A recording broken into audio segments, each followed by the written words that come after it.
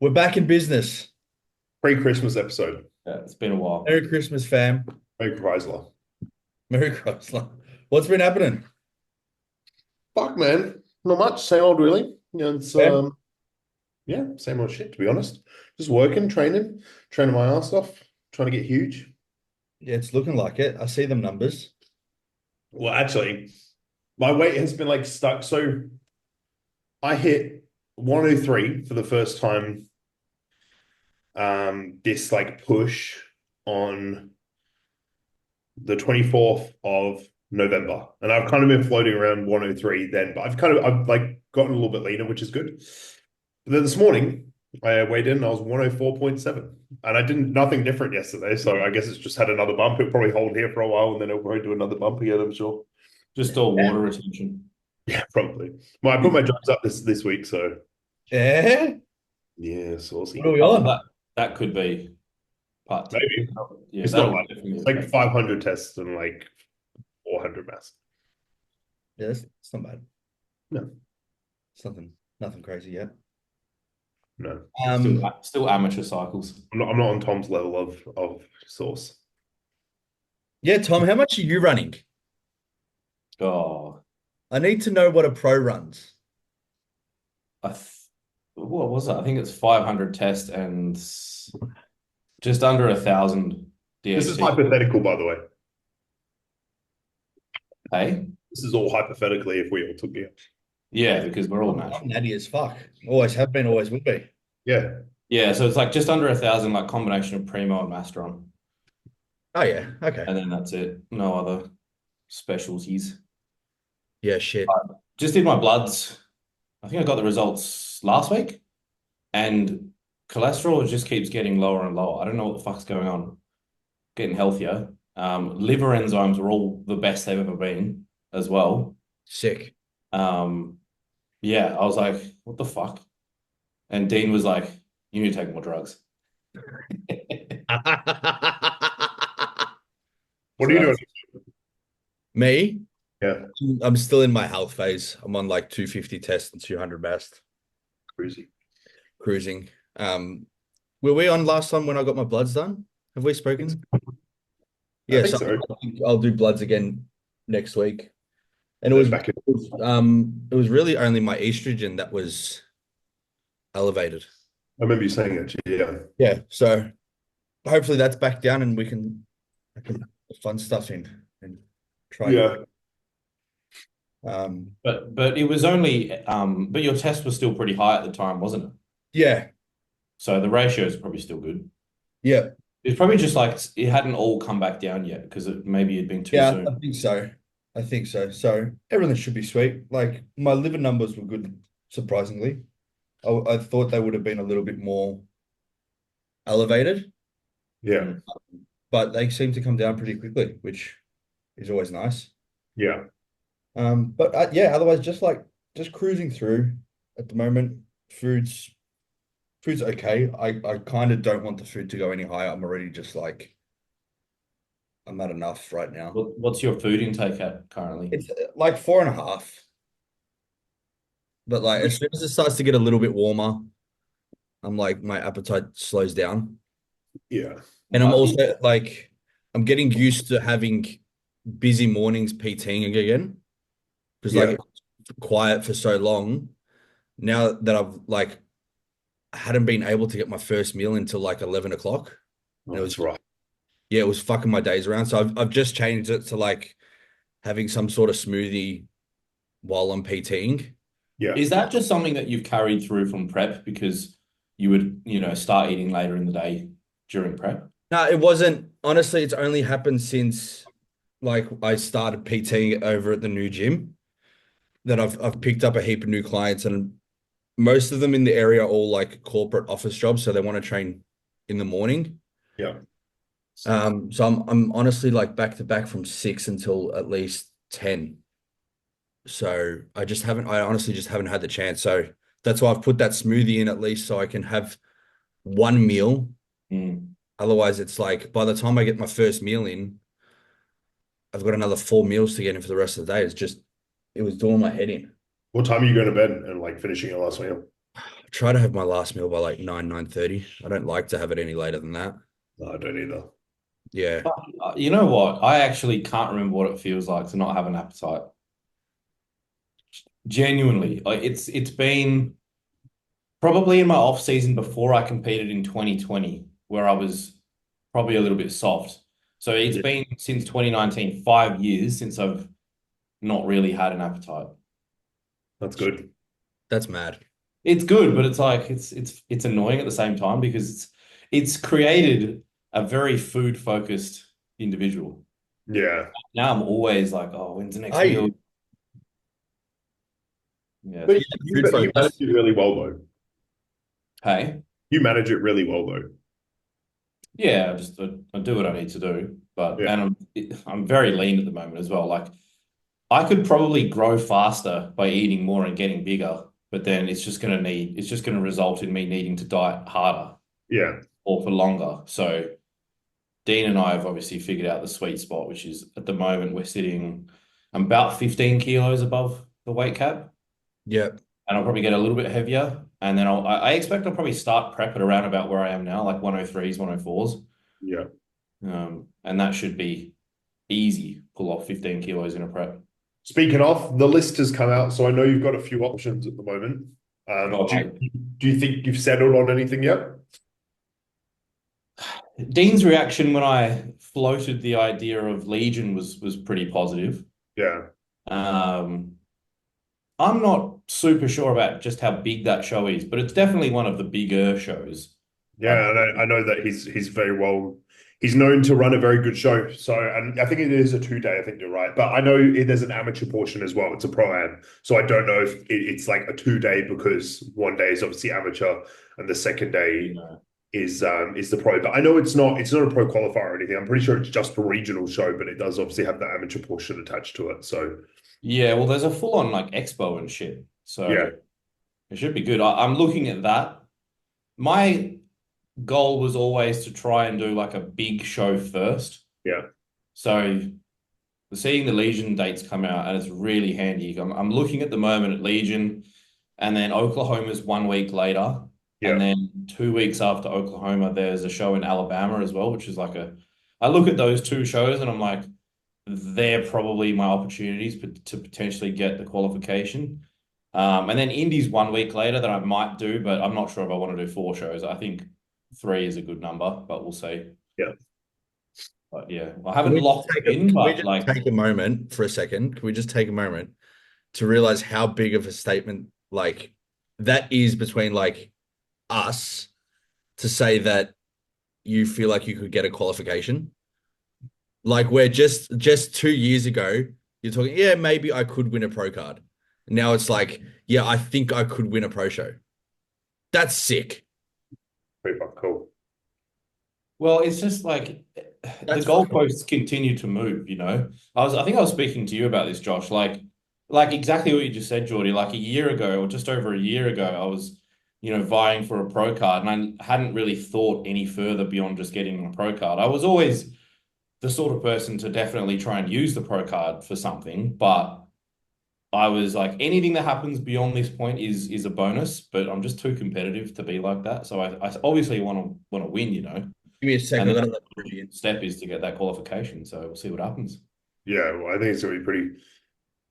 I think it's warranted as well. I think like the way that you're speaking about it is warranted, and I think most people would agree with that as well. And if they don't agree, that's their own fucking prerogative. And I think it's hard because I don't even want to say that you'll shock a lot of people next year because I think I think you'll just cement it. You know what I mean? Like I don't think a lot of people are going to be shocked if and when you do well next year because I just think that's just going to happen. And I think people not expect it, but I think people are going to be like, it just seems right. You know what I mean? I think if we do everything in our control and everything goes to plan, I think you're right. Like I think I'll do quite well, but It's also like I said to you when we were in the car the other day, like the only pressure for this season is the pressure that you're putting on yourself. Like, sure, there's obviously people here that want you to do well and stuff, but their opinion doesn't really matter. Like, there's no pressure from the media side of things in terms of like, you're not a massive name yet. Like, I think you will be, obviously, but you're not a massive name yet. Like, this is your first season coming in. Like, the only pressure and stress you really have is your own, like, so this is, I mean, that's a big thing for you as well. I think, like, if you can come into these shows relaxed and, organized and everything, and everything happens as it should do, and you do all you need to do on your end, then I don't see why you're not going to bring the best versions of yourself to the stage. Yeah, no, 100%. Yeah, I suppose the stress in the past has been driven. It's still always been driven predominantly by myself because it's like, it's. I was thinking for a couple of years, like if it doesn't happen now, when's it going to happen, kind of thing. Whereas now it has happened. I'm like, in a way, yes, the pressure is off, and whatever happens beyond now is obviously just a bonus. But I just keep making pretty fucking good improvements. So every few weeks I compare those check-in photos, and especially if you compare them from now to where they were 12 months ago, it's like a completely different bodybuilder, and I'm like the same weight. So it's pretty remarkable what you can do despite not necessarily being a significant amount heavier, because the heaviest I got in my entire off season last time around, like before I turned pro, was 103, 104, and I'm now sitting at the exact same weight, and I'm pretty fucking lean. So it's completely different. And I suppose that's just what separates like the amateur ranks to being a pro now as well. I have a bit more weight up my sleeve, which helps, but just more years and years of doing the same shit day in, day out. Obviously, yeah, proof is in the pudding. So I got Yeah. 2 months, oh, probably not even 2 months, probably like 4 to 6 weeks left of pushing, and then we'll focus on cutting it all back and getting absolutely peeled. Exciting. I'm excited. Yeah, Yeah, it's good. very, very exciting. Love it. How's Jordy, I know you're obviously taking the whole of next year off as well. Is that, I assume that's still the plan? Yeah, still a plan. Yeah, obviously I need to grow, but also just need I think I just need some time that's normal for a while. Um, focus on other areas of life that often get pushed to the side. Yeah. So like me and Rubes will go to Europe for 6 weeks at the end of June. Yeah. And like when I go on holiday, I'm not really big on training. Yeah. Like on a holiday. I guess it would depend where it is. I'll probably train, once or twice a week, but I think I've said it before. If I'm not like progressing on anything, like on everything, and I'm not doing everything to progress, then I really don't want to train because it Yeah. just annoys me. Yeah. So I'll train a bit here and there if we're near somewhere that's got a sick gym, but I'm not going to go out of my way to, get meals in and everything else. I think it'd just be nice to relax, and especially being in somewhere like Europe where there's so much to see and do. I'd just like to relax, and hopefully if I can get everything sorted, I can't train because I'm recovering from that hernia surgery. So Are you hoping to get that done and then just go straight over there pretty much? yeah, to just like force me not to train, and that way I'm not sitting at home recovering. Yeah. That'd be ideal. But yeah, this next year, take it off. Hopefully just make the most of a good off season, really, because it's been like 2 years now of doing back-to-back years. Yeah. Are you doing your surgery through the public system or private? I'm gonna get my I don't have health insurance yet, but I'm gonna get the health insurance sorted. So then the good thing is, hopefully no one works for a health insurance company is listening to this. I haven't seen anyone for my hernia, so there's no record of it. Yeah. So once the 2 month window's up, I'd be able to book through the health insurance and get it sorted that way. Yeah. Get in, get out. I think I'll be pretty lucky with it. One of my clients is an anesthetist, and he's had a hernia surgery before, and he said my hernia is not of a really big size, so it shouldn't be too much of a surgery. It should pretty much just be in and out. I think it's a day surgery anyway. I think you just in and out, they'll mesh it up and you're good to go. But I just want to really get on top of it before it gets any worse. Yeah. So yeah, Good you stuff. still set on season A, 26? Yeah. Start prep at the end of next year. I'm having a look at what shows I want to do at the moment as well, because I want to do some international shows as well.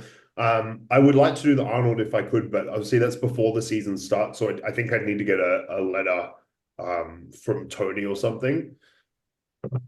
So that's kind of, I'm thinking of that at the moment. That'd be pretty cool just to do that show and fuck if I if I want my card over there, then I want my card over there in one show, but who knows? Yeah. Um, yeah, so we'll see. I'm not too sure yet. Obviously, I can only base it off this next season because we haven't got that season yet, obviously. But Sorry to interject. Did they do 3 pro cards at the Arnold Pro Qualifier? I'm not sure. I was thinking about that actually. I'm not sure, but I don't think so because I'm pretty sure the winner of each division who win their like that wins their pro card there. Like if you win your pro card in bikini, bodybuilding, classic, or whatever it is, they get invited to the next Arnold as a Mm. pro. So I think it is only one. So I wonder if imagine if I you won my pro card there and I got invited and did the Arnold the next year as my pro debut. That'd that would be fucked. be crazy. That's what dreams are made of. I wonder if Tony would let you do that. Well, I mean, not so much let you. I'm sure he would, but I wonder I if don't the think. idea he would let you do that. Yeah, that you just because obviously you have to do a regional, but the rules are, and this is online as well.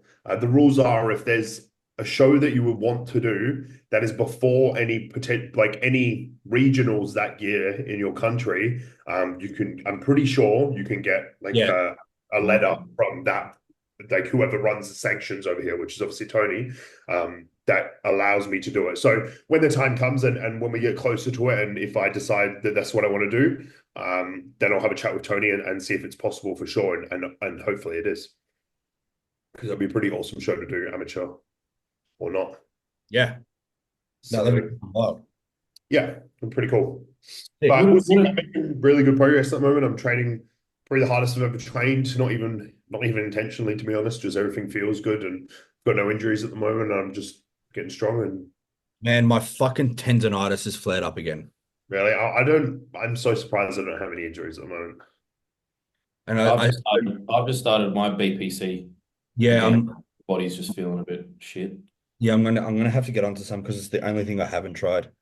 But I was actually saying to Mike the other day, I'm like, I feel like I keep running in circles with my knees. That it's like everything's good, everything's progressing, knees decide to fuck up. And then for the next month, I'm like chasing my tail, doing everything to get them back to normal, having mediocre below par training sessions for them to then come good again. I'll start to progress, and then the same thing will happen. But And what are you using as your main like squat pattern at the moment? I was pendulum squatting, Yeah.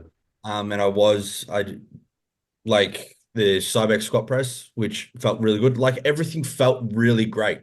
And I was taking a leaf out of Tom's book after our last podcast, and I was taking slow progressions each week. I wasn't being a dickhead. I was behaving myself. You beat me to it. I was gonna ask you if you're training with a couple of reps in reserve. Yeah, I'm like, you know what? Honestly, I was like, I had honestly had you in my ear. I'm like, all right, maybe because like I was pendulum squatting and 2 plates felt great on the first week. I'm like, oh, I could probably do 3. I'm like, you know what? I'll take my 2 sets here, bank it, come back next week. Came back the week after. I'm like, all right, how far should I jump up? Let's just go half a plate. Half a plate, banked it, sweet. And I just kept going week by week. The week that I did 3 plates, I'm like, all right, matched my numbers again. And then the week after, my knees just decided to go, fuck you, we're done. So, are you squatting at the start or at the end of your workout? It's my second movement. Because you could look at moving all your, heavy knee dominant exercises to the end of your session. I've done that with Jake before because Yeah. it's especially effective, I find, for people who are just stupidly strong. Yeah. Because it just forces that load to have to come back, 20, 30%. I Yeah. also think doing hamstring movements before your squat movements are a very good idea as well. Yeah. My first movement is always Like I was saying. a seated leg curl. Yeah, because it warms the knee The joint old up. John Meadows. Yeah, like it warms the knee joint like up without obviously putting any pressure on the knee joint. Yeah. So And like that's also seated leg curl is also after doing like a 3 set superset of glutes. yeah, I'll do like a kickback, fucking an abduction, an adductor. Like I'll warm every fucking thing up. And that'll be after like 15 minutes of foam rolling and stretching. And like, this is where I'm like banging my head against the wall because I'm like, I'm doing everything I can to not be shit. There's a conversation. Do you actually warm up? On legs, yes. Yeah, interesting. I don't. Yeah, I I fucking sometimes do. It depends on how complacent I am. Like if my body's feeling really good, feeling really fresh, like usually I have like an adduction work beforehand and I might do like some fucking lunge work or something to warm up the groin or whatever, like just to get a little bit deep in some single leg stuff. I don't know, but I don't do like much for a warm up, if I'm I just honest. do warm up sets. yeah, Yeah. I I might do. do some like leg swings and some, Yeah, some dynamic stretches and shit like that. Honestly, I timed how long my warm up took before I got to seated leg curls on Friday. I was in the gym for an hour before really. Fuck. by the time I did everything. But honestly, 100% it's more being me being paranoid Yeah, than anything else. yeah. When do you take your pre-workout then? Uh, like, yeah, I know. I should time the pre-workout better. I take it right before I start Oh my my God. first hour. Yeah. You're So, sweating your hole off when you're doing your oh warm. man. But it is. It's because I'm so fucking paranoid and my knees have been so shit for so long that I'm just like, and then that's the other thing, like you were saying, because like I can get strong on movements, it it doesn't lead me to anything. You know Yeah. what I mean? I just end up down this rabbit hole of knees fucking up. So I'm like, Well, something's got to, why I've don't got you to just change strip something everything? somewhere. Why don't you just strip everything back and do some really disgusting tempo work? Well, funny you said that. I did some really disgusting tempo work on Friday because I had Myo on Wednesday, and Friday was my next leg day. I'm like, all right, I can either be stupid and go back to squatting today, Yeah. or I can fuck myself up and play it smart. But like you said, do some tempo shit. I just fucking went stupid on some like volume on like set numbers that I haven't done for a while. Yeah. Like I squat pressed with a lighter weight than I normally would, but I didn't want to use any wraps or sleeves or anything. So I just did a weight I could handle. But I did like 4 sets and then did a triple drop set. But like my quads felt great Yeah. because that's the other thing. My knees get so shit that I'm not even able to get a pump. Yeah. I Um, wonder if you just tried like pre-fatiguing on the leg extension, what that would do. I'll tell you how bad my knees get, right? My knees were so bad at a point at the start of the year where I wasn't able to get the leg extension like 30 kilos up on the stack. Jesus. I'd have to get Ruby to like lift me out from the bottom and then take it from the top. Yeah. Have you ever done like occlusion training Yeah, on the that's what I had done it previously. And then Mike mentioned it again on Friday. He's like, worst Mm. comes to worst, chuck some occlusion bands in again, Yeah. and just use it on everything. Yeah. So I'm gonna just have to work something out for the next few weeks, and who knows? Look, it could end up working. It's not like my legs have blown up for me chasing sets of 8 to 12. But this is a good like point into this. Does it I get training for enjoyment, right? But if you're someone who is wanting to be a competitive, just a competitive person in the sport, like if something just doesn't fucking work for like 5 years, wouldn't you just train it, like change doing like what you're Yeah, doing? Like I yeah, know I can see the point, and like I've seen all these guys be like super strong, and it's like that's amazing, bro, that you can Cybex hack squat 6 plates, but your legs look like fucking shit. yeah. So why don't you just pull back and do something else, or just try something else? I understand the fun behind it. That's all well and good, but I Yeah, do think that if they're wanting to be like actual competitors yeah. and It's funny when they step you off the say that stage, because that was part of my thinking on Friday as well. I'm like, if I'm being honest with myself, I can get strong on these movements. yeah, Like I've hack squatted 5 plates aside before, yeah, and I've leg pressed decently good numbers on a squat press or on a leg press or whatever. And I'm like, if I'm being honest, that load that I've moved hasn't really led me to, really great legs. yeah, So like you were saying, maybe I shouldn't stick to it. Maybe this is a good opportunity to go, you know what? Let's go some really high volume. Let's You're not just gonna lose anything by Just it. just just start reverse banding everything. But That'll to be work. fair, that's what I've done with my chest as well. I was like, I can press like heavy on my fucking like dumbbell Yeah. chest press or an incline like barbell press, but like my chest fucking sucks. So I like, Yeah. there's no point in doing that because I've done that forever and tried to do that forever, and it just I doesn't do think anything. Like I I think can't. I know we talked about it before, but it's like I can't train my chest like I can train my back. I can barbell row 3 plates and yeah. it's not the cleanest rep ever, but I can do 1 rep and my back like feels perfect and I Well, can it's feel like, yeah, everything. I'm starting to or come to the understanding that every muscle group almost has its own way that it reacts. Yeah, Like it's my sabotage. chest, I'll pull up sore every week from chest, and I am low volume on chest. Yeah, I'm like 2 sets, next exercise, 2 sets, next yeah, exercise. That's it. And I'm 8 to 12 reps. Sweet. You chuck me on a seated leg curl, 1 set, and I'm talking one warm-up set, and I have a hamstring pump. yeah, My hamstrings will flare up, and that's why my hamstrings are good. Mm. yeah. But I'm it is like those two I've worked out. But everything else, I'm like I tried something different on um Wednesday for back, just sets wise, and I took a couple of movements that you posted, Tom, from your session. Like that single arm cable row, the chest Yeah. Oh, with one. the Eric Janetsky scratch Yeah, on it. I'm like, you know what? Let's put that in there. And like, I was I was doing something before. I'm like, oh fuck, my lats are still sore from Wednesday's session.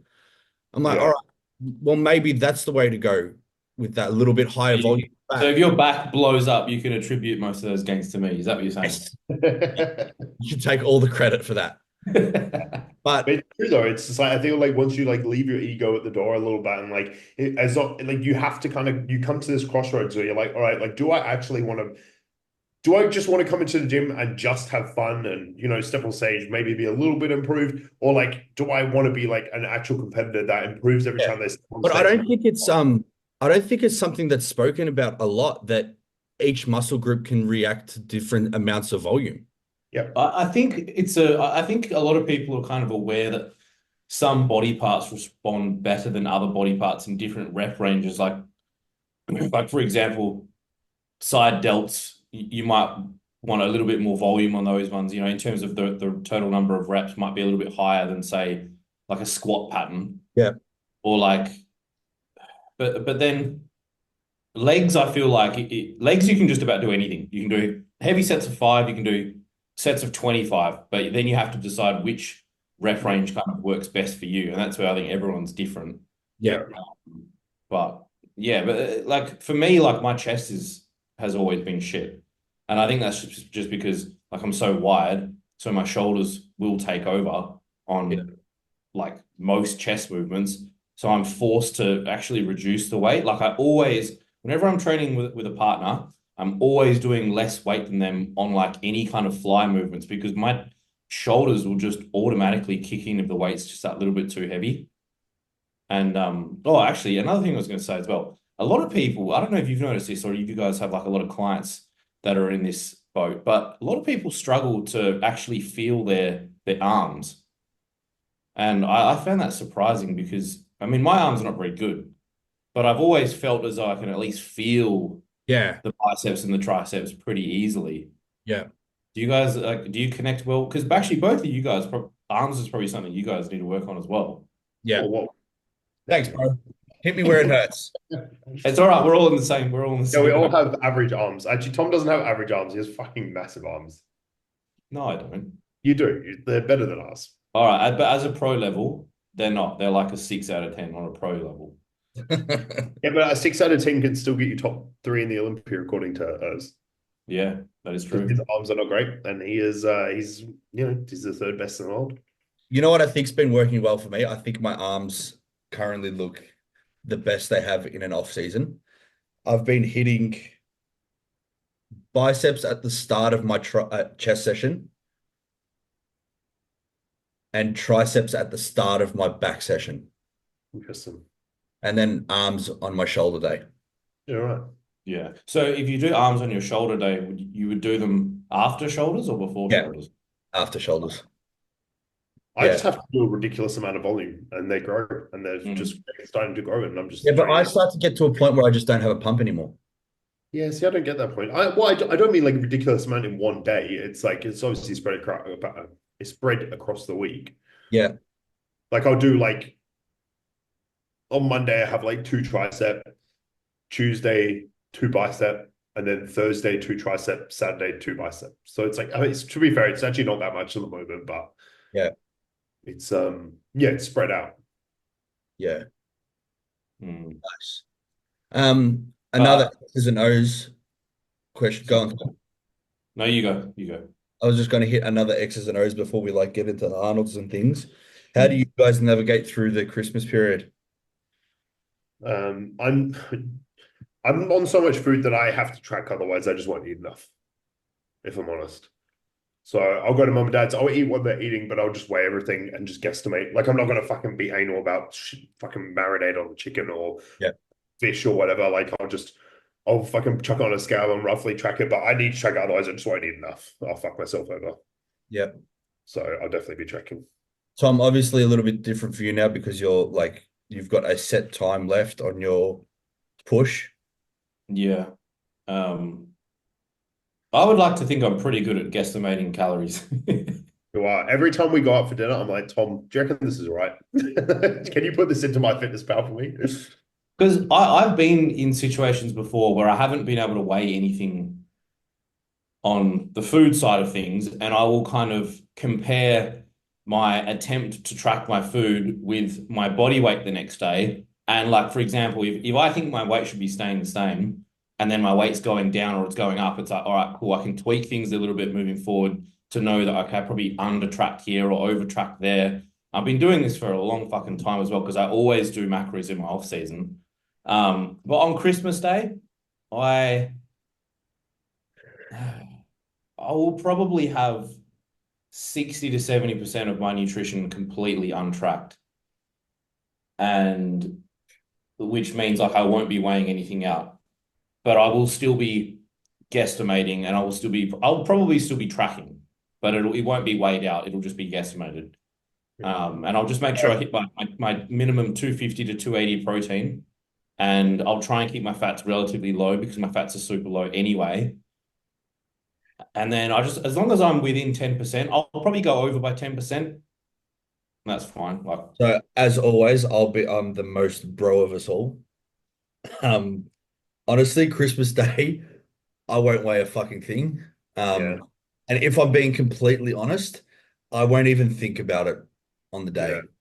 See, I Um, can't I struggle with them. like part of that reason is like obviously I'll be at my parents and I'll just I'll just happily eat whatever's there and I'll eat till I'm content. Yeah. Mum will make dessert and again I'll eat till I'm content. But I'm just I'm of the mindset with it that like I've done the Christmases tracking things before. I've done preps through Christmases and I'm sort of just like you're not going to get these back like this time with family. And we say no for so long throughout the year. Like I'm sure there aren't many opportunities throughout the year that we're like, yeah, you know what, I'll eat this meal off plan.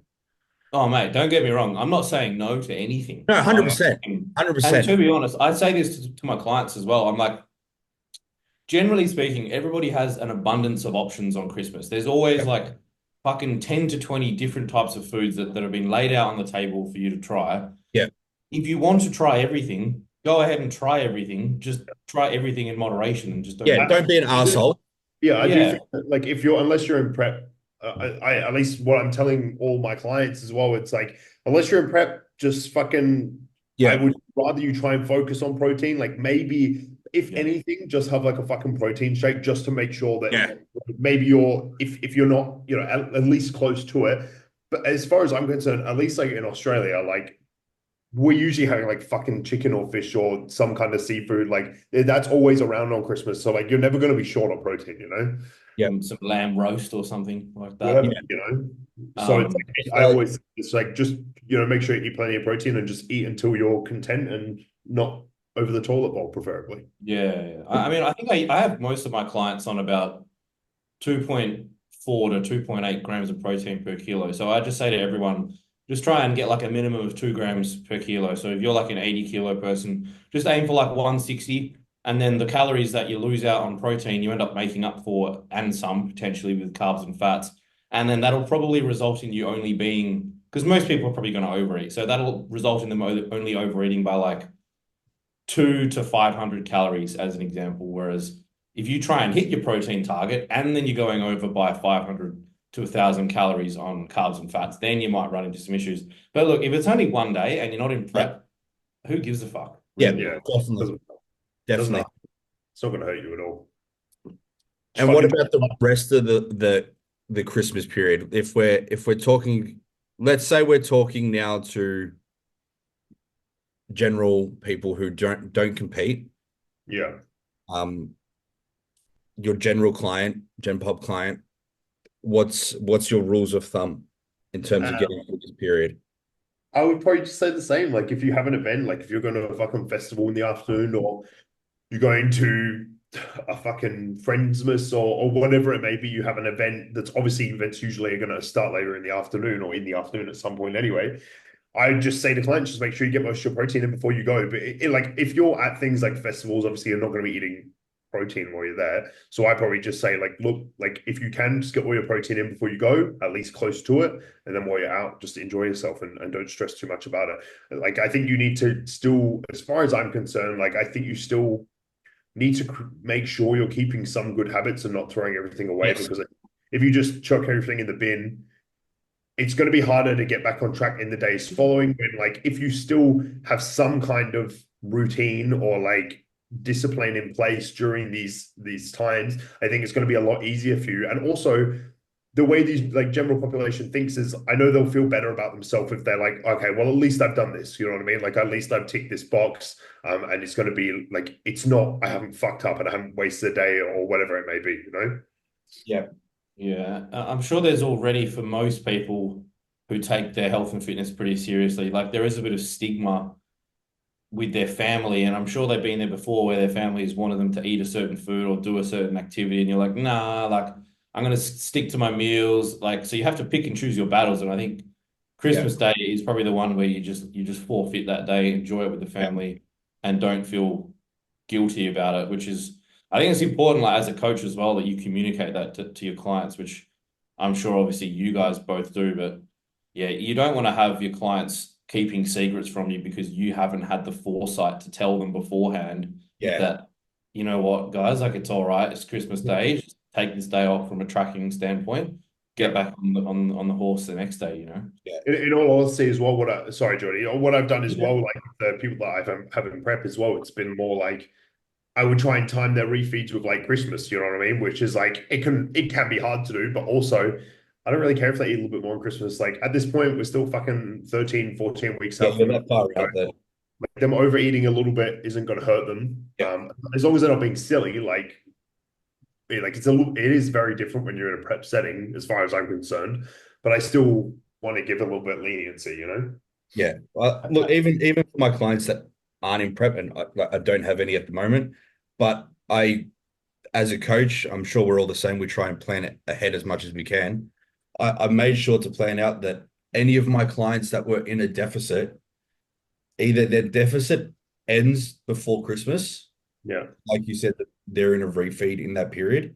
Yeah. Because especially someone that is just a Gen Pop client, the last thing you want to do is tell them, listen, you're still dieting through Christmas. Yeah, it's not it. That blows my mind. Yeah. You shouldn't be telling any general population to fucking eat out of Tupperware during Christmas. Yeah. You're shit code. 100%.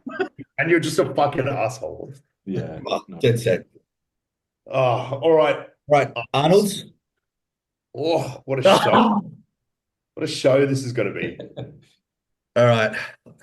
You just keep talking. I'll get the list up. What do we think?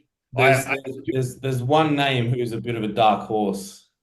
Carlos Carlos Thomas. Jr. Yeah, We all agree on that. he's a fucking freak. If he can just nail it, He's I with Patrick. I was looking at a video of him earlier today, and I think one thing that may hold him back, which is something that has held James back in the past, is his midsection. Because it's not as defined and like blocky as others, Yeah. it like you see him go through poses and it looks like it's washed out when it's obviously not. Yeah. I don't know if that'll hold him back as much as it does James though, because his waist is a lot smaller. Yeah, Carlos has a lot more redeeming qualities. His fucking clavicle is 1000%. wide as fuck. Like, and he's beautiful shape. I think his back will be the only thing that holds it back from completely. I thought that's what you were going to say as well, Jordy. Yeah. But yeah, I agree. I mean, I don't think his back is bad by any means, but I also, He's standing next to Derek. yeah, generally speaking, when you see a guy who's always posting most musculars and front doubles, like sometimes it means their back isn't as good as the front, and it might not always be true, but I feel like that might be the case for him because I actually haven't seen a hell of a lot of his back. We've got to get the prediction sheet up as well and just start getting on it. Yeah, when's the show? Is it April? It is, I believe it is 11 weeks away. Oh shit, it's not far away at all. Shit indeed, mate. Shit indeed. So This is I'm so sorry, it says it right there. Holy shit, it's fucking Feb 27 to the 2nd of March. Yeah, man, not long at all. It's probably less than 10 weeks. Or probably 10 weeks then, probably around. Well, these boys will be dieting through Christmas. Yeah, no shit. See, actually, I have a bone to pick with Arnold. I don't like that they announced this list to let the athletes know that they're in this competition 11 weeks out. Yeah, it's a bit late. I think that is very, very late.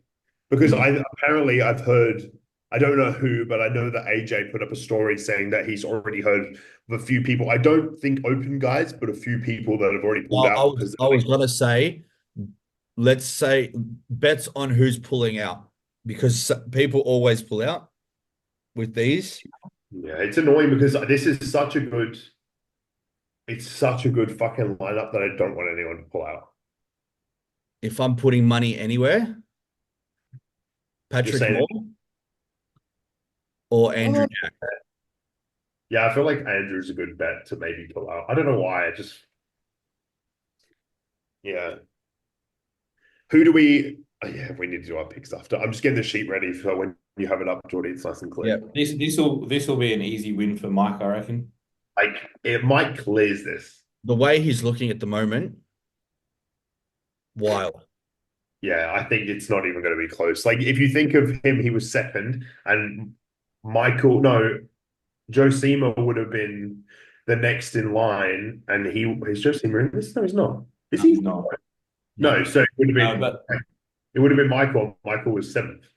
Michael the Bull. But having said that, Wesley is very much a big favorite of Arnie. So Wesley is copping a hard third.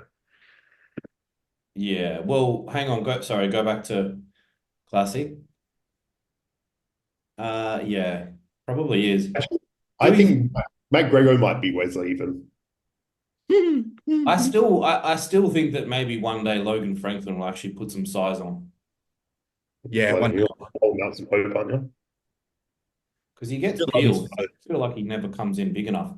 And that is it Gabriello Zancanelli? I don't know what his first name is, but Gabriello, yeah.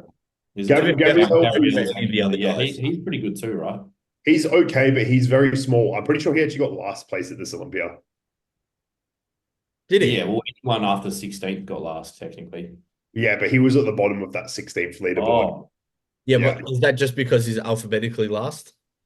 Potentially because he was the second last person to come out next to Chris. Yeah. Yeah, so maybe, I don't know, but yeah, I don't know, maybe. But he does look he is phenomenal, but he does look small as well. Yeah. You got that Baki dude on the top, the Korean guy who looks fucking retarded good in some photos, but like I don't know how. Where does Sean Clarita place in this? It's like the hardest person to place. I reckon 6th to 7th.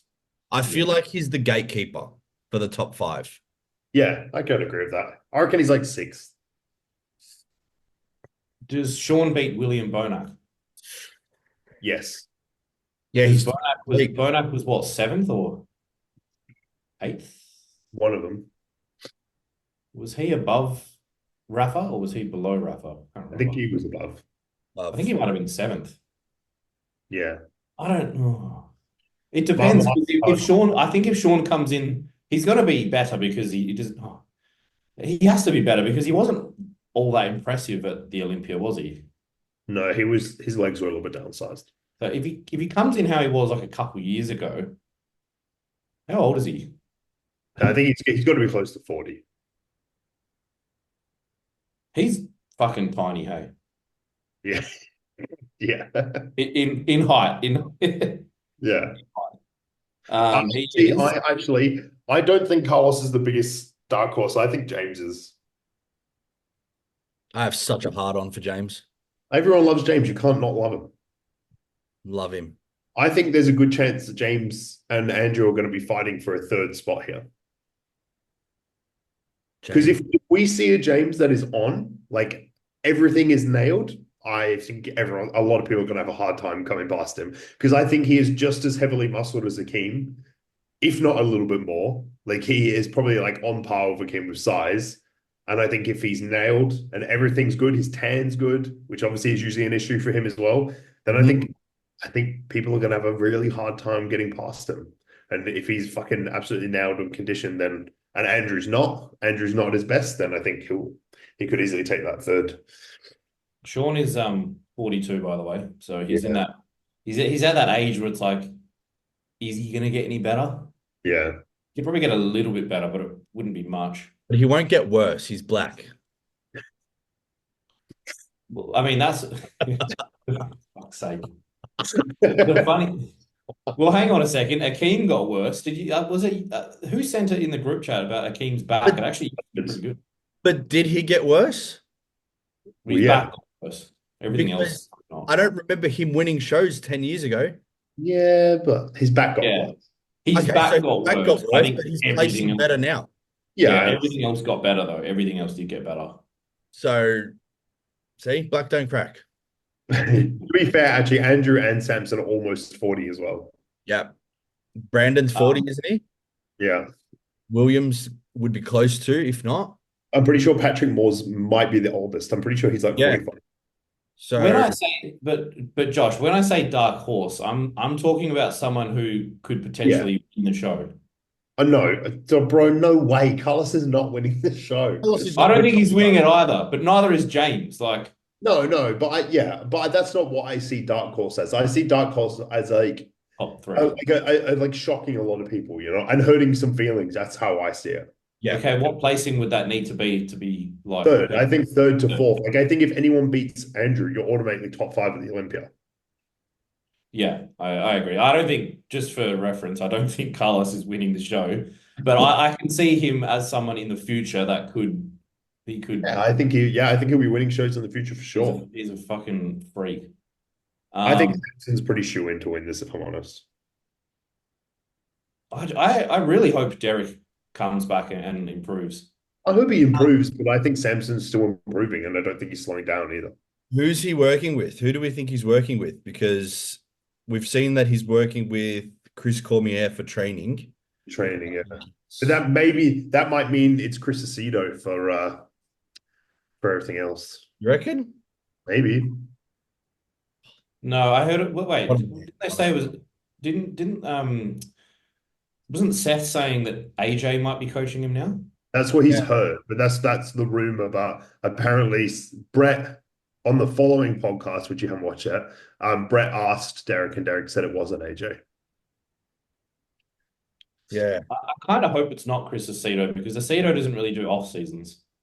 But Derek doesn't need to be bigger. I think he does. His legs need to be bigger, but I don't know if I don't know if that's a size issue or if it was an over dieting issue. This is the narrative around Derek is weird because he's not old. No, well, he's And 26, only 29, I think. but why 29. do people speak about him like he's only going to get worse from here on? I don't think he'll get worse, but I just think everyone else is getting better. But he is getting better. Is he But he's though? not. He should be. That's my point. Like He should be, but he's he's not not. old. He's only had 1 year of slight regression.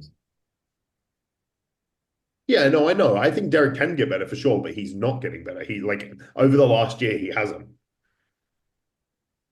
How tall is Carl? He looks really short. Yeah, he's got to be short. He's got to That be. side leg is crazy. To be fair, that back's not bad. He just needs lower lat. Yeah, he's just got high lats. It's not too bad. He really was not conditioned at the show, though, to be fair. Yeah, he needs to be better conditioned than this. Yeah, that's going to be his only issue. Who's his coach? I don't know. So Let's have a look. he's apparently 180 centimeters. No way. That's like literally half a centimeter taller than me. Okay, I apologize. That's a different. It's a Not like different an NFL linebacker or some shit.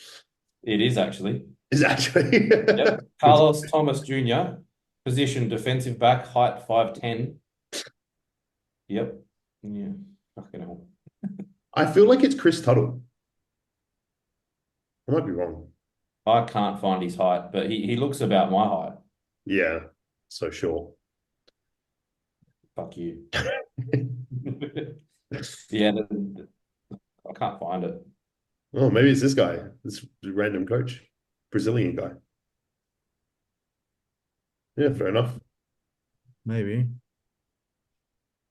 Interesting.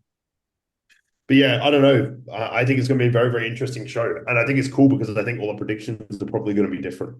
Oh, should we do some early predictions, or are we going to save that for another podcast? Yeah, let's do it. Let's do it. I'm keen. I think there's no point in doing classic, to be honest. I think that's fucking, yeah. We can do that later if we feel the need, but yeah, at the moment, Yeah. it doesn't excite me too much. Should we look at men's physique? It's just really seeing that. That gets me really excited. You're a new men's physique kick after you told everyone that you could do it. Yeah. Do you want me to send it to you again? No, I have it here. I think. If it opens.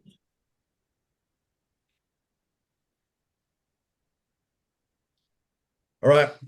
Who's up? Tom, go first. Let me just have a look at that leaderboard. I think we need a reminder. Just to check. Mate, look at me.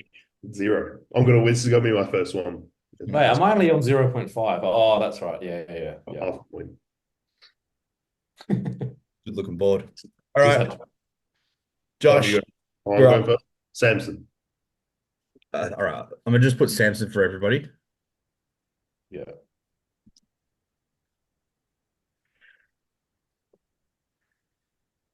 Derek's fucked in this because it's going one of two ways. He's not winning. Put Derek in second for me. Yeah, same. If he comes second, it's like he's safe. It's like, okay, yeah. But if you come anywhere other than second, yeah, you're in trouble. You're in trouble, man. Yeah, it's starting to slide. Where are you going to put him, Jordy? Derek. Yeah. Yeah, I'm gonna have to put him in second. I'm second as well. Do we place the whole lineup? Yeah, we'll do top 6. Top 6 for now, and then I reckon do top. Well, let's see. Depends on how many differentials we have. I'm gonna go. Oh, I'm gonna go top. I feel like Josh is out for redemption here. Yeah, he better be. Be smart. I'm gonna vote with what I think, not with my heart. Which means terrible picks. No, it doesn't. All right, go. I'll go Andrew. Andrew. Go Andrew and then James. Oh, fuck off. No, that's enough from Gymnast. From you, Josh. All right. I'll hang on. I'll hang fire. Slow it down. Oh, you fucking copycat. Hang on a sec. I'm going to go Andrew third, but I don't know if I'll have James in fourth. Show me the list again. Show me the show me the photo. All right, Paul. Yeah. I want to be different, you know. Ah. All right, I've got my next All one. right, all right. Oh, fuck. Where did Brandon finish at the Olympia? I think it was like ninth. No, it wasn't that low. Was he not eighth or ninth? Eighth, I think. Yeah, I think it was eighth. I might put him in fourth. Hang Really? on. It's in the box. I said I might put him in fourth. He's in the box now. He's in the box. I'm gonna No. go. I'm gonna, even though I don't like his physique really, I'm gonna go William fifth. Big Willie. Big Willie style. Tom's having a serious. So I'm gonna put James in fourth, Brandon in fifth, and then fuck, this is where it gets hard. I'm gonna go Akeem in sixth.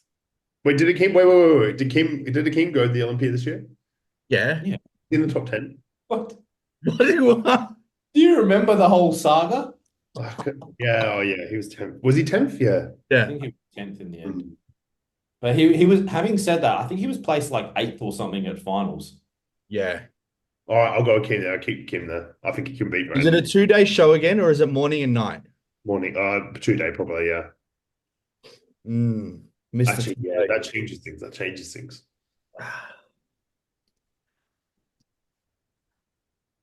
You know what? Actually, Flick Akeem put Carlos Thomas there. Oh. This is hard, eh? Yeah, this is fucking Very different. hard. Pause. I'm just waiting. Oh, we just keep going. Are we going to do 10? Yeah, we have to now. I think it's going to be. Not too similar. It's just the lineup's too good to not do 10. Yeah. All Just, right. Justin and Patrick will be the last two, so that's okay. Yeah. Sixth, I think, will be. Oh, fuck. I'll go Akeem in sixth. I'll stick to my guns with putting Akeem a little bit higher than the both of you guys. And then I'll put Carlos in seventh. Okay, I'll go Akeem for 7th as well.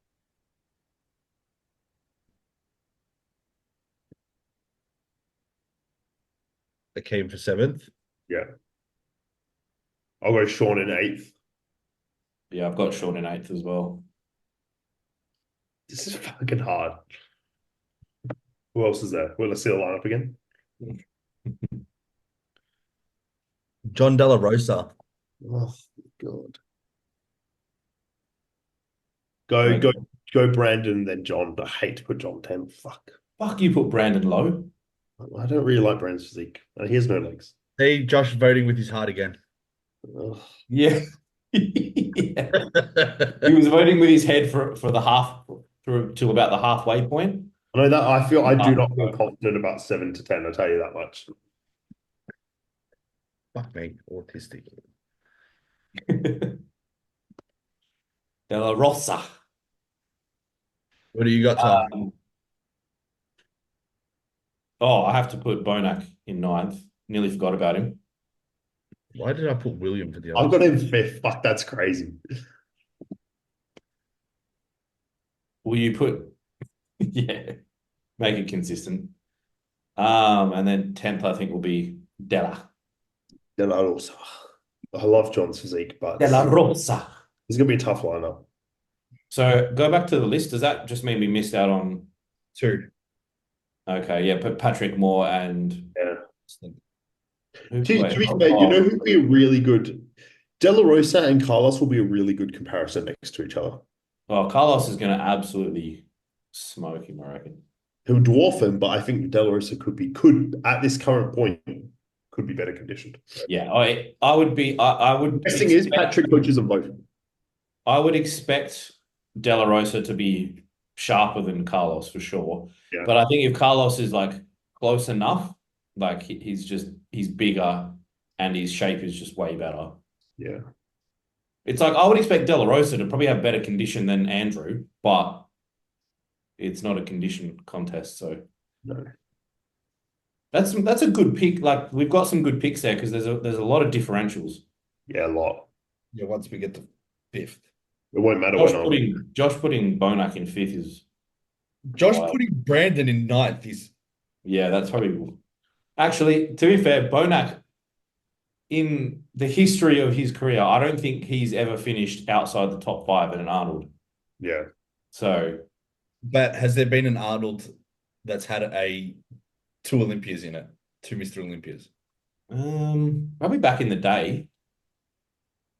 Like So he was around when Phil did Phil do many Arnolds? I don't know if he I think did. he did like two, and Kai beat him at one of them, I think. Yeah. That's the thing. I do find that the judging is a little bit different from the Olympia to the Arnold, even though it shouldn't necessarily be. And they say it's not, but like when you see Wesley win the fucking Arnold Classic, and then he wasn't really much different at the Olympia. He was a little bit worse, but then he moved all the way to like eighth or whatever it was. But eighth is I have my biases towards Wesley, but I think he should be lower than that because I think he's missing whole body parts. I Yeah. think he fluked it last year. Pardon? I think he fluked it last year. I just don't understand how he plays that way. Like He's very popular and he has a slightly like different physique. It's a bit more old school in that his legs are not particularly balanced to the upper half, which a lot of people that don't really understand the current criteria, they think that that's the best look yeah, because that's just what they like, but that's not the criteria. So, I like big. classic physique, it needs to be balanced, Yeah, big legs look tough. You don't want small legs. Yeah. What was I gonna say? Blanked out. Not worry about it. Anyway, fit model.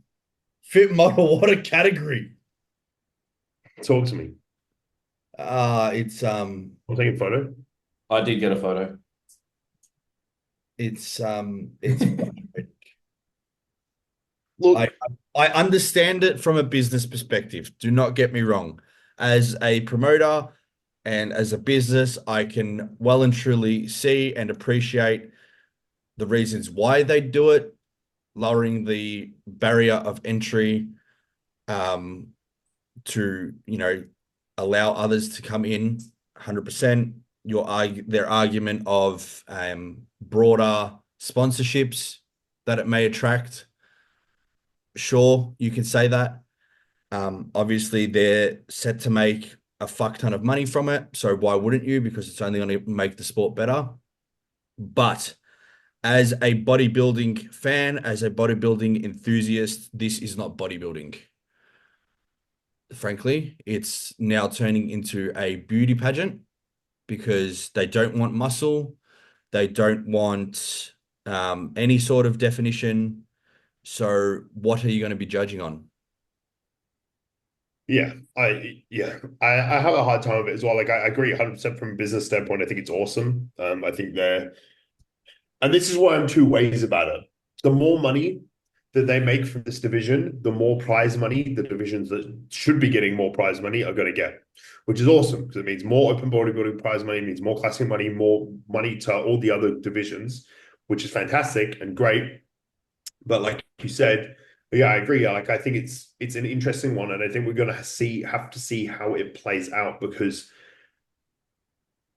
I just think it's going to be really interesting. I think to me, when I see at a national level, when I see someone win a pro card in any of the current divisions, but even bikini, because I think bikini, I've seen how my partner trains, and she fucking trains harder than most blokes, and Tom can attest to that as well. Like, Yeah. the effort that she puts in, it's like when and I know that she's obviously not the only bikini girl that does that. A majority of them at that higher level do that.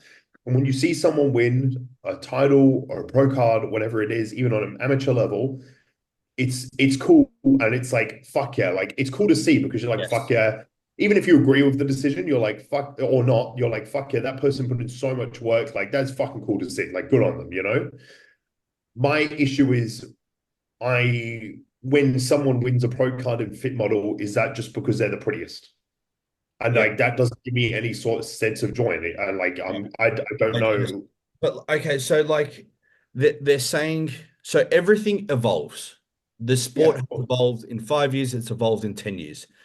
So when they show photos of Ashley Kaltweiser when she won her Olympia, and that's what yeah, they're basing this category off, do they not think that she was trying to present the best package on stage and be as lean as she could? I don't yeah. think she was, doing a 20-week prep or 12-week prep, being like, you know what, I can pull off the gas here a bit because they want a softer look. No, they were trying to get as lean as they could, and that's what they achieved at the time.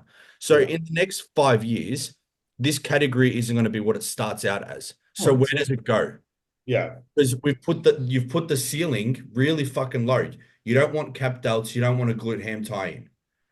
So where does it go? so can I just play devil's advocate for a second? Yeah. Please. I think the decision to bring this category in is coinciding with the IFBB starting to increase the number of pro shows as well, but natural shows. And this look is a lot more natural. Look, So But this is gonna this is from a business, hang on. From a business standpoint, what this is gonna do is it's gonna potentially wipe out a lot of the other natural federations because now the IFBB have a new category that is very similar to a lot of okay. these other But if federations. that's the case, then just make it a natural category. yeah, that's what I was going to say. Then it's like we have natural bikini now, and they have natural pro shows. Why don't they just do natural bikini? Like make it a tested Yeah, category. no, that's what I thought I'm because I all tried for to it. think the same as If you you. come out and you tell me that this category, we've got fit model, it's a softer look than bikini, and the girls are all tested, power to you. Go for it. But if you're telling me that these girls are going to be taking drugs, because what bodybuilding coach doesn't end up telling their clients that they want their clients to win, so we're going to do everything possible, and that's going to include taking drugs. So it Yeah, doesn't I, become any. I was a little bit tongue in cheek because I'm not a huge fan of the nude category because first and foremost, there's arguably too many divisions as it is. And what this is going to do is it's going to encourage girls that have been lifting for like one, maybe not even 1 year, like maybe they've been training for like 6 months. They've probably got not the best relationship with food. And then within 18 months What of training and eating as a bodybuilder, if you even want to expect that of them because they it's haven't been doing it for long, they're going to it's start spoken about dieting a and lot. yeah. It's spoken about a lot how people should really consider if they want to compete and if they're competing for the right reasons. Yeah, yeah. And are you in a healthy mindset to compete? Are you doing it, like I said, for the right reasons? Do you understand what you're getting into? Um, but lowering the level of entry does not solve that. You've lowered the level of entry for these people to go through those issues because now we're going to have people who may not have ever thought about competing, but now we've lowered the standard. It's going to be easier for every influencer and their dog to not have to diet and just walk on stage. I was going to say as well. Like I think either James or Fawad said it on the recent podcast that came out yesterday.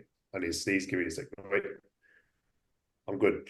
I think they said it on the podcast yesterday. Is that I think this division on just a regional level. So if we had it at just state shows, fine, because then it could give girls an opportunity to be like, hey, look, I think I would like to try competing. They don't have to push themselves so hard. They don't have to get down to these unhealthy body fats. They don't feel pressured to take the performance enhancing drugs that obviously a lot of everyone else fucking uses. And on a regional level, it gives them a chance to compete and be like, cool, like I like competing, I'm going to take another off season and I'm going to come back and do bikini, and then they can obviously take that onto a national level. And then those that just want to keep doing fit model can stay at a regional level. And that's just the way it is, if they don't want to progress. But then I think, I think all of us agree as well. I think like, I can't imagine this division at the Olympia right now. No. Okay, And that's what where, else I can't imagine is I don't think anyone has really thought about how long a show's going to go now. yeah, that Like too. let's take a state show that when it's at just in Australia, Yeah. that when you're at the big states like Queensland, Sydney, and Victoria, New South Wales and Victoria, once it gets to bikini, there's like 120 with crossovers Yeah. because every girl does first timers, they do novice, what's the other one? First timers, novice, and open. Yeah. So, and I'm sure that with Fit Model, they won't have first timers and they probably won't have novice. The thing is with this that I think is my caveat to that is we've been told that there's no crossovers. Sweet, great. So these girls can't do bikini. There is no I walk, I believe, and it's just a front and rear pose. So Right. it's going to be very quick. It's going to be like men's physique. So it's going to be a move. Everything's going to move a lot quicker. They've just got a front and back pose. It's going to be moved a lot quicker. There's no eye walk or anything like that. And there's no crossovers. So that's probably my argument to you. And look. But where does that fit in to a day? That's what I'm trying to say. When you have 50 girls that are doing this fit model now, that's a long day, man. It's going to be interesting. I think only time is going to tell, I don't when and whenever we get that in Australia, whenever that is, if that's next year or the year after. I'm sure it is. Another thing that I thought about is that it kind of throws coaches a curveball, because I don't know about you guys, but I would be extremely apprehensive if I had a girl who's come to me, she's been training for a year and she wants to enter this division and she wants to start using PEDs.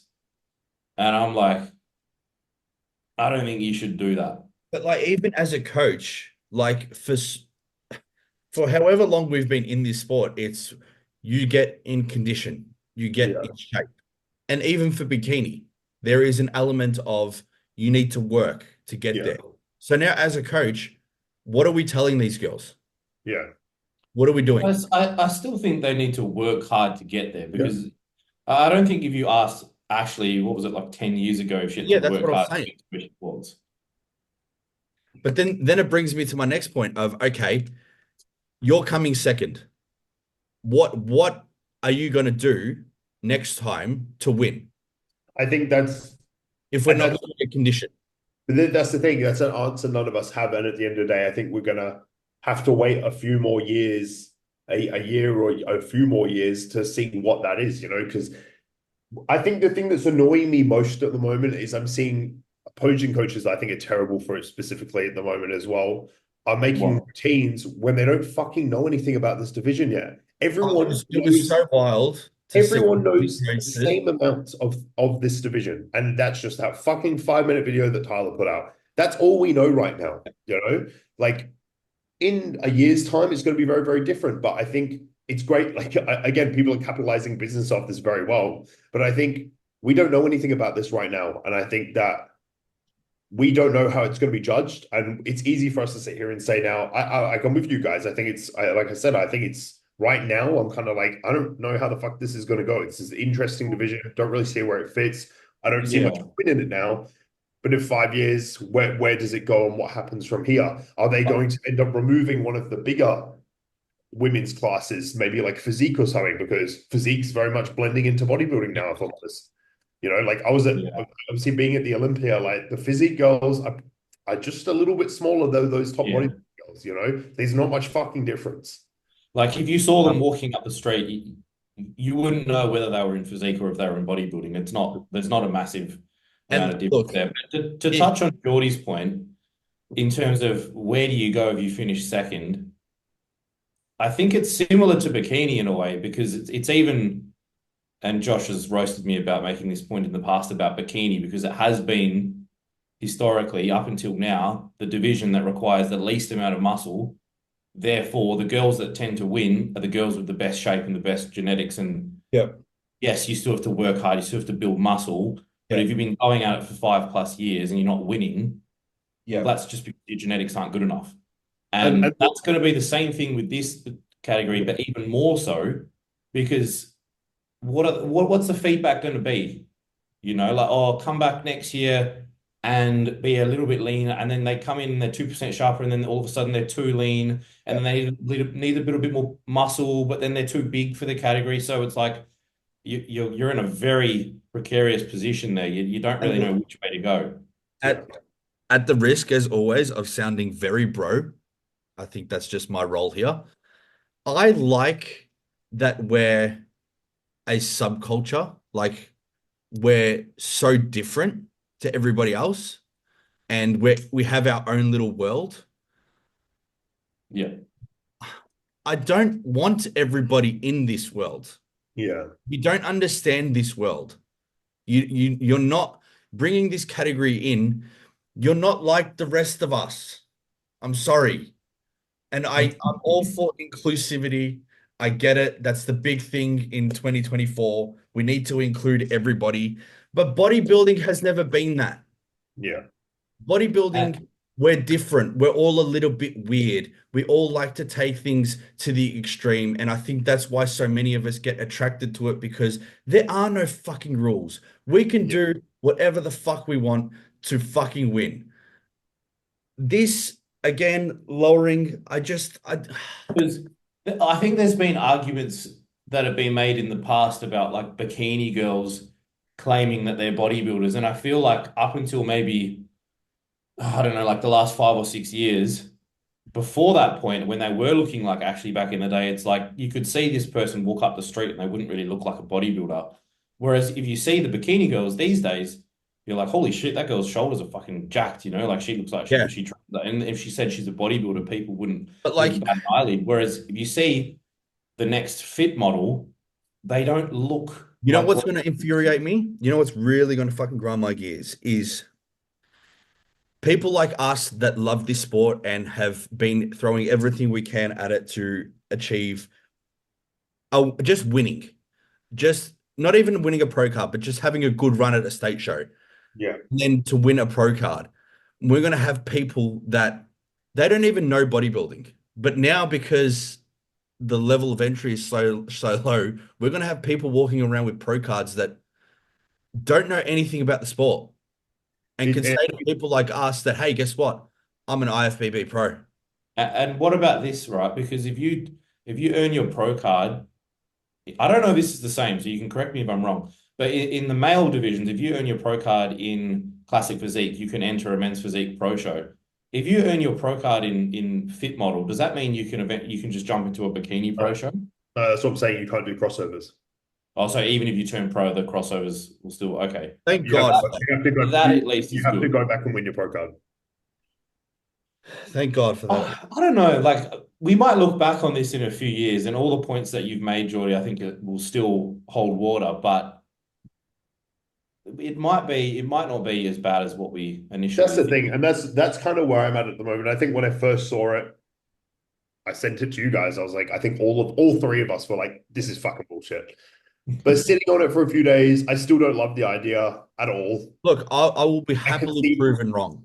yeah, that's the thing. I can see benefits to it, and I think we just have to wait and see. Like, I think there's no point in there's no point in just shitting on it in general, and there's no Yeah. point in being fuck yeah, this is amazing when we don't know. We literally do not fucking know anything about this division yet.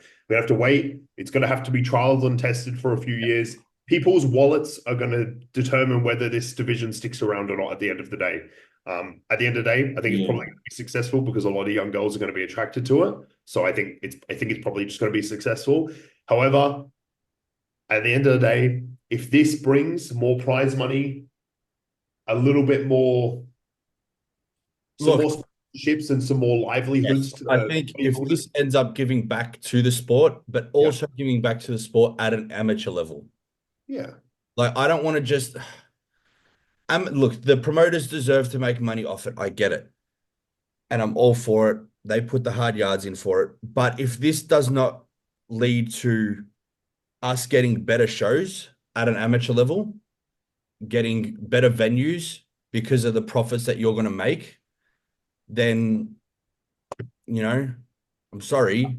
There needs to be some I like that kickback stage, to, but I think that even without this new category coming in, the trajectory of bodybuilding over the past 3 years, especially, is already getting to that point anyway, though, yeah, where we are making more money. Like I know Australian bodybuilding now versus where it was even pre-Arnold's, like we're getting more numbers now in our state shows than ever before. So we were already getting to that point. So I don't know if we can even look back on this in 5 years and say, well, we're more popular now because of the fit model division. Like, we're probably already going to get there anyway. And Yeah. we were already going to make much more money than what we did. At the end of the day, I think it goes to the argument as well. The same answer is like everyone's like, oh, they give out too many pro cards, and it's like, yeah, they might do, but at the end of the day, the cream always rises to the top, and the good athletes are always going to succeed over the ones who are not great athletes. So at the end of the day, the good athletes are gonna appear, and they're gonna stay on top, and the ones who might not be so great are gonna stay where they are. And I think that's the thing. I think it's just going to be time, and I think it's going to be interesting to see where it ends. Like This brings my me to bro, another topic. huh? Brings me to another topic. Awesome. Sorry to interrupt. The number of competitors at the Yeah. Olympia. Yeah, I need a cap. it's getting high. Hey, could we come to this after we finish? I know, my brain's. It just came to me. I had to. Could we come back to this? Come back to Because that. I don't think we finished talking about. We're almost finished, but I'm just saying, like, yeah, at the end of the day, I think like my bro brain is like, oh, this fucking is stupid. My business brain is like, this is fucking awesome. It's going to bring money to, it's going to bring more eyes to the sport. It's going to bring more money to the sport for the competitors, which I think is important because I think bodybuilders are underpaid. And that's through no fault of anyone. It's just marketing. It's just the sport, The sport isn't attractive to mainstream because they look at us and they're like, oh, they're just a bunch of juice heads. That's what they are. But we're getting more documentaries that are mainstream coming out about bodybuilding. We're getting more notice from people, I think. We've got more bodybuilders going on talk shows. Like Phil Heath was on fucking what's his name? Yes, Morgan. Pierce Brosnan's show like last year. Yeah, Pierce. And it's like that. There's been a long time since that happened, Like Ronnie Coleman was on Bono's talk show in the 90s or early 2000s, but when is the last time we had someone on that? When's the last time we had a bit like an actual fucking open bodybuilder on mainstream TV? Wait, what show was Phil Heath on? Morgan. Piers Morgan. Piers Morgan. What the fuck? I want to watch this now. Yeah. That's When so I think it was when his documentary was coming out. Yeah, so he did a run for it. But it's like, when's the last time that happened? Yeah. Piers Morgan is like a massive like TV personality. Like he interviewed Cristiano Ronaldo when he was like trying to get out of Manchester United. Like he's a fucking one of the top guys. How did I not hear about this? Yeah, this was last year, I think, or beginning of this year. Fuck. Yeah, Piers Brosnan is fucking huge in the UK, let alone everywhere else in the world. Yeah. Because I was going to say that initially when the news came out about this division, the response was extremely negative. Yeah. To the point where I was looking at anybody that put up a poll on this topic, it was about 80-20 not in favor of the division. So do you think there's any possibility that the IFBB change their mind and actually just they cull it? No. They'll run with it because I think they know it's going to make them money. And I think at the end of the day, I think Tyler knows what he's doing. I think even in the face of all the shit that he's probably copying right now, I think he knows what he's doing. And I think he's grown up around bodybuilding, obviously around his dad. And I think he has the bodybuilder's best interests in heart. And I think he just wants to bring money to the sport. And I think that's what it comes back to. I think he knows it's going to bring sponsors. He literally said that in the video and on an Instagram story after, because after he got all the hate, he went on Instagram and put up a story. He was like, at the end of the day, this is just going to bring more sponsors to the sport, which just brings more money to the sport. And the top guys are only going to benefit for that, And look, again, as a business, Tyler just wants the IFBB to be the biggest league there is. Yeah. So Why would you anything not? that they can do and provide that is going to essentially kill off the competition, I think they'll take a step in that direction. And you can't blame them, really. No, not at all. Again, from a business perspective, I 100%. Yeah.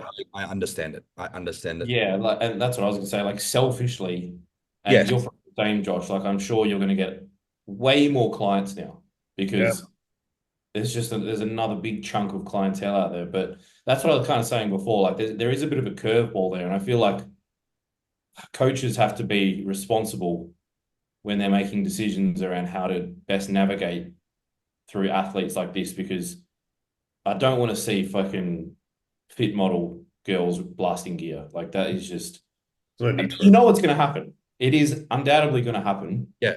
Because there's a lot of coaches out there that all they care about is winning. And if they can turn a girl from looking like she's never gymmed before in 6 months to winning their pro card in Fit Model because it's that realistic, they'll fucking do it. Yeah, Yep. I think, yeah, I think it's ridiculous if that's what people are doing, but I know people will do it for sure. Yeah. Blows my All right, mind. let's Jordy, now you can bring up this Yeah, topic okay, of yeah. classic physique needing to remove half Not the just classic, but like classic men's physique and fucking bikini. Yeah. Like there was 60 in each of those categories this year. I So- have a solution to this, I think. But like there's already 30 qualified or something like just over 20 qualified for next year's O. I have a theory. I know how to fix it. You go first, Josh, because it might be the same as my. I think you should win idea. 2 shows to get to Olympia. Oh, okay. No, I was going to say something different. I was that going makes to say. Now, I haven't thought about this very well, so Okay. I might do myself here. But I was going to say, like, how many people qualify usually? Like 60? Yeah. It was like 58 this year. I feel like they need to do almost like a qualifying round, which they kind of already do when they go from like prejudging to finals. Yeah. But I feel like they almost need to do like a day before the show, like a qualifying for like the I'm trying to think about how this would work logistically because now I speak about it, it sounds fucking retarded. But Imagine winning a pro show, getting all the way to the Olympia, and some bloke to just be like, you know what, you're not good enough. You want a pro show? I feel like there needs to be I feel like there almost needs to be an extra qualifying round. No, there doesn't. I think there needs to be something has to be done. I think winning 2 pro shows is pretty good because I think you're going to get the best to do it. I think, if you win 2 pro shows, you're in. Or at least, but that fucking devalues the other shows. Go on, Tom. Yeah, that's what I was going to say. If you're one of the top 10 guys and you wanted to just win a few shows, like let's say, I don't know, like let's say Naz goes ahead and jumps into like 5 American shows next year and wins all of them. Yeah. Then you might run into the problem of there not being enough people qualifying. And then maybe this is how it goes because I think they brought this up on the podcast as well. Like, let's say they win 2, they've won their 2 pro. Let's say Naz has won his 2 pro shows. He's qualified for the Olympia, but he's like, I want to do another 3 shows. I think then if someone has maybe won a show and is going for their second win, but they come up against Naz has already qualified, and they get second to Naz, then maybe they get that qualification because they're going against someone. I don't like that. Nah, fuck that. You know why? Because we end up in the same spot that we are. Yeah. You know what it's like? It's like the bodybuilding show, it's easy because they're limited to the amount of shows that they have for the year. But when you get someone like who done a heap of shows this year? In bodybuilding? Yeah. Samson. Perfect example. Samson doing the France show. He didn't need to qualify, and it was 2 weeks before the Olympia. So he just went in and took a qualification from someone and took a check. I don't remember who was second, but I think it was. I can't remember now. But the thing is a lot of the times, even if let's say Samson wins, and then the guy that finishes second doesn't gain the qualification, that person was probably good enough to qualify. Yeah. Had they selected more shows, More shows, whether that be before or after the France show, as an example. So, and like, you don't want the answer to be less shows. No, I don't think there's a problem with how it is now. I just think that the way they do it now is you go out, you do prejudging, and then it's only top 10 that come back for finals, right? Yeah. So Oh, I don't really see the problem. oh, what up, puppy? What up, Belg?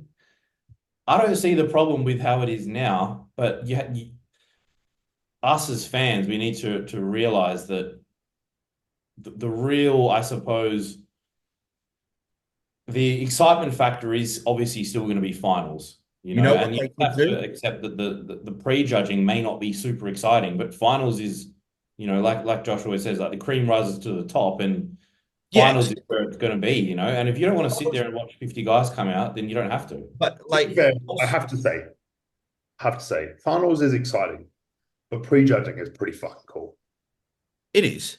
because you see But everyone, you see you see everyone battle everyone. everyone, and But like, we've also seen athletes be overlooked because they're stuck in a sea of athletes.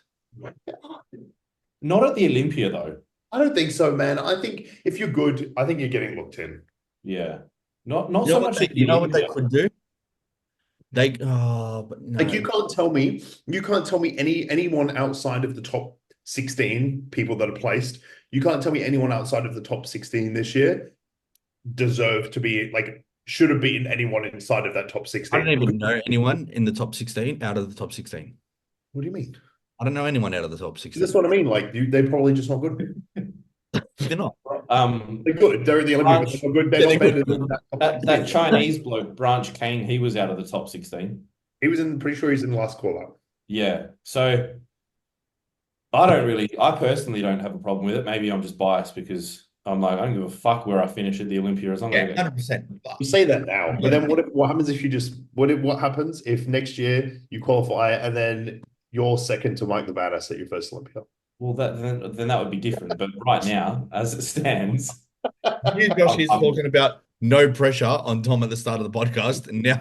now he's placing second at the Olympia. yeah, Tommy, if you geez. place any lower than second at the Olympia if you qualify, I You're don't a know what failure. to do, mate. You're a fucking failure. You're off the podcast. Yeah. I'll just retire. Never Yeah, do I it. might as well retire at that point. Is there a number of competitors that is too much? Current, yeah, I think look, I don't mind having 60. Like it wasn't that personally, I know people are going to complain about sitting through that much. And it's obviously going to be different for the athletes backstage because if you have 60 competitors when they do their individual rounds, they're doing 30 seconds. I mean, it's pretty longer than that actually, isn't it? I think it's No, I think it was a minute. 30. They get a minute freestyle at the Olympia. So it's 60 minutes. Like if you're first on, you're gonna be waiting for fucking an hour before you're back on for your call outs, you know? So hang on, Josh, just because I can't remember. So for all 60 qualified, they all do a 60-second routine. It's not a routine, it's like a freestyle routine. Hit your Yeah, best it's point. like an introduction, come out, do whatever you want. Yeah. Yeah, and then the top 10 do a specific routine at finals. Yeah, correct. Actually, for classic, top 5 do a routine. Top 10. I don't have a problem. I don't have a problem with that. But if the individual like introduction posing rounds, they probably don't need to go for 60 seconds. But I don't think they have to. I think you get a maximum of 60. You can go out and hit fucking 4 poses and that's Yeah, it. I don't think they give a shit. Who's going to do that? Yeah, realistically, but if you go to the Olympia, you don't know if you're going to be in that top 10 and go back to finals, you're going to want to make the most that you have on stage, you know? That's why everyone usually takes up that 60 seconds. And yeah, like I was saying, like as a fan, I didn't mind waiting for that whole hour because the music was fucking good, first of all. So like I think that makes all the difference. That And it was does just help. cool. And it was cool seeing all the athletes come out and hit poses, you know, like it was fucking awesome, you know, like, and every 5 or 6 athletes was someone that you'd know, you know, like, and it was like, fuck, I can't wait to see this person. So it wasn't like you're waiting half an hour to see someone that you really wanted to see. Like every 5 or 6 people is going to be someone like, it was someone like Ramon, or then it was Urs, and then maybe whoever it is, you know what I mean? Like every few is going to be someone that you are looking forward to see. So.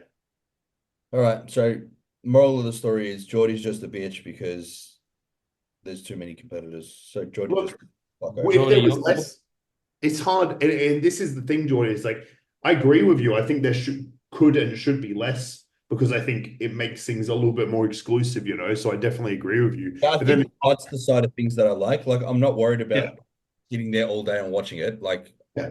love this shit. I'm What fine. about this then? Just had another little idea that just popped up. Oh God, that's dangerous. Because in the future, Yeah. I don't see there being any less pro shows. There's only going to be more. Yeah. So we will get to a point where it's like, fuck, 80 qualified athletes. This is getting a little bit much now. Yeah. Do they do Olympia? And then is there like, maybe they can introduce a show a week before the Olympia that's like not quite as prestigious as the Olympia, but like Olympia B. So, but hang on, wait. But in order to qualify, I don't think it would be like one win. You have, or sorry, I don't think it would be like one win or two wins. It might be like a points-based system. I'd be down for a points-based system. But then, like, in order to qualify for the Olympia, so like the cream of the crop, you need to win like a certain, yeah, but then you end up devaluing the show. So you just end up Yeah, with that's what I was saying before. But like, yeah, I don't know. This is the thing. Like, I agree, it should be hard to get to Olympia at this point for anyone outside of open bodybuilding, right? But hang on, fucking hang on. Got it. My issue is I agree with the point system. I think it's amazing. But then what happens if some like promoters are going to get less athletes doing their shows if they've got enough points? I've got it. This is where I've got it. Here we go. I've got it. He's So, put his pen out and everything. right? So, to not devalue the smaller shows, so just say you have, okay, the big shows are worth like 10 points, Sure. hypothetical. And the rest of the shows for the season, like they tier down from there. Yeah. But what if the smaller shows give away more prize money? I don't know how the fuck that's gonna work, bro. It would work. I feel like this was probably like my idea. It sounded better in your own head, and when you said it, it's like, But like, okay, so like, what's your normal prize money now for Jordy, where does this money come from? the fit models? Yeah, maybe. they have a plan. Yeah.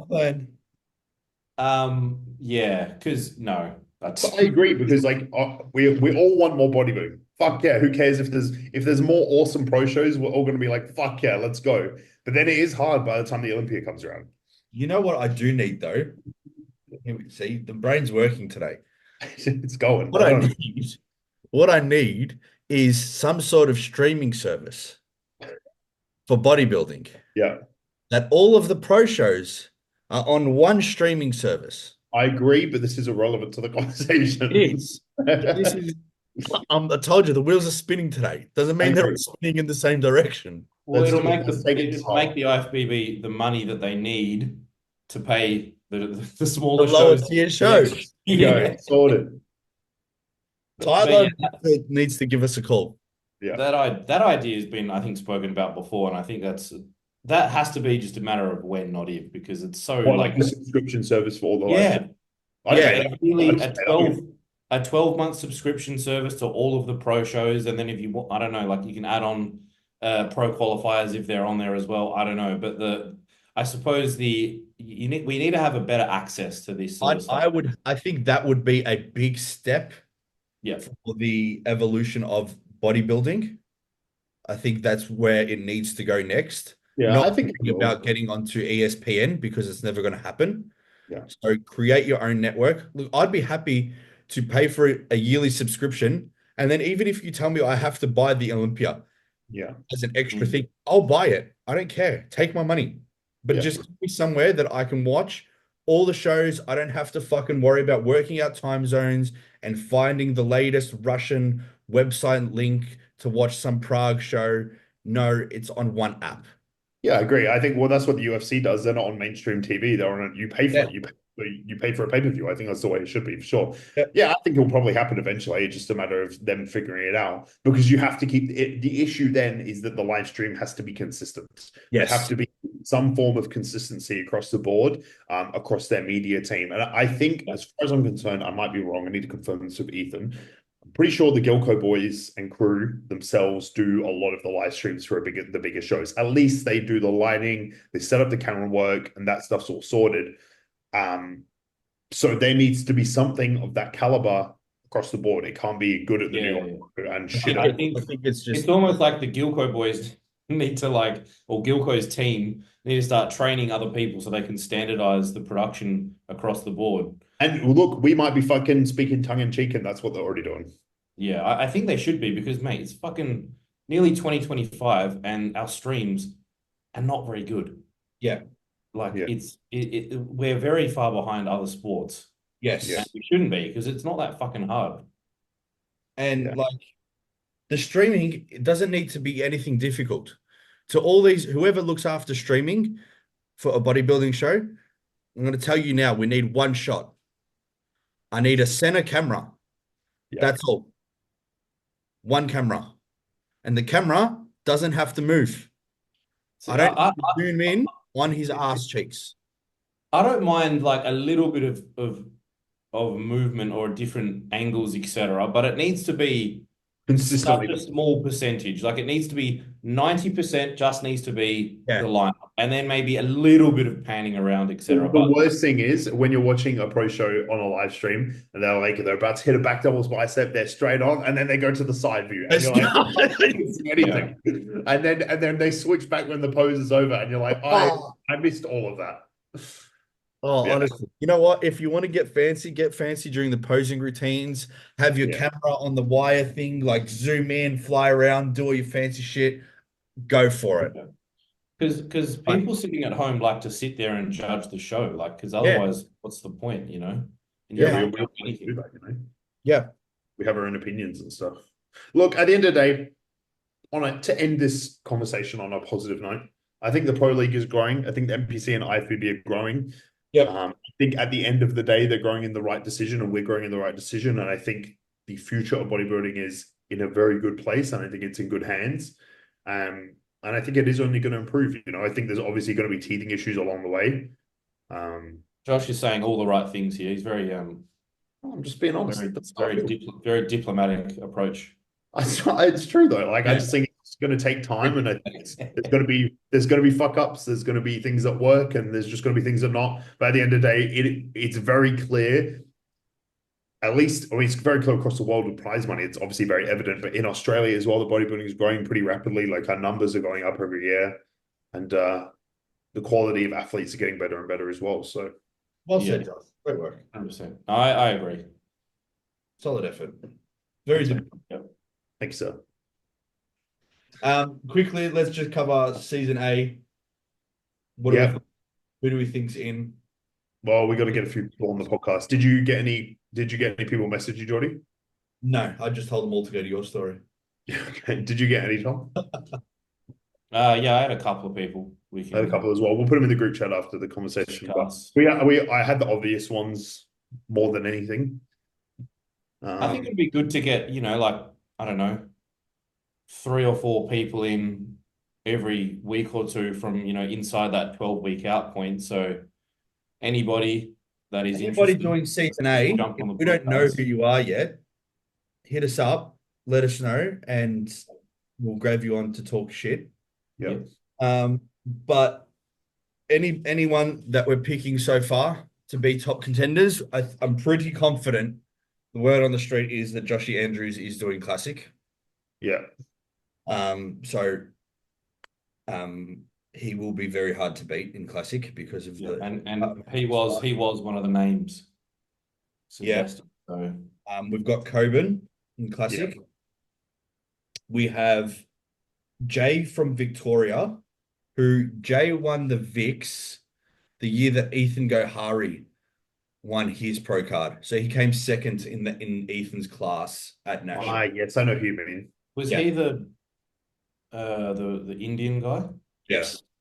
Why did you take so long to say that? Because I feel like he's not Indian. I think he's like Yeah. Sri Lankan. Yeah, I think he's Sri Lankan. I think you're right. And I'm like, I don't know if people take offense to that, you know?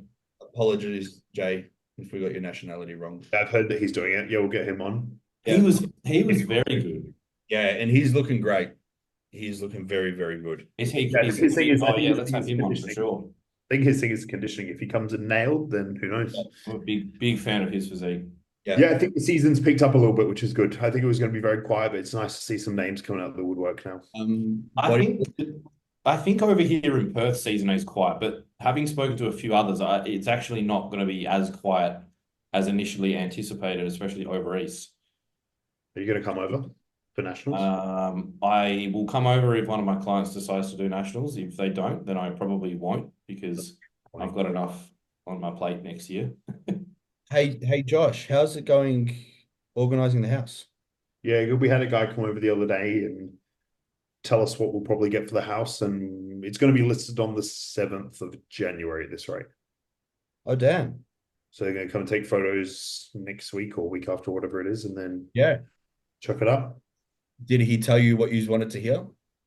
Yeah, it was pretty much exactly what we. Excellent. So, have you still been looking for a place? yeah, we found a nice few ones. Yeah. We'll, as soon as the house is on the market, we'll start applying for places. Just want to hang fire a little bit, and because it's fucking Christmas as well, it doesn't really matter. Yeah. And I feel like a few places will start getting listed in January as well. Yeah. So, yeah, good stuff. Very, very exciting. I'm excited. We love this. Yeah. Tom, show us what you got framed the other day.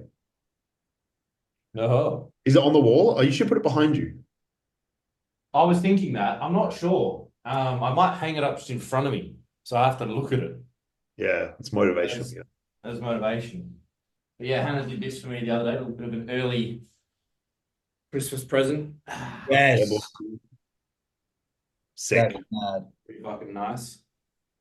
That was always the plan, so I had to make sure that up until this point where we were able to get it framed, that I kept it dent free. Yeah.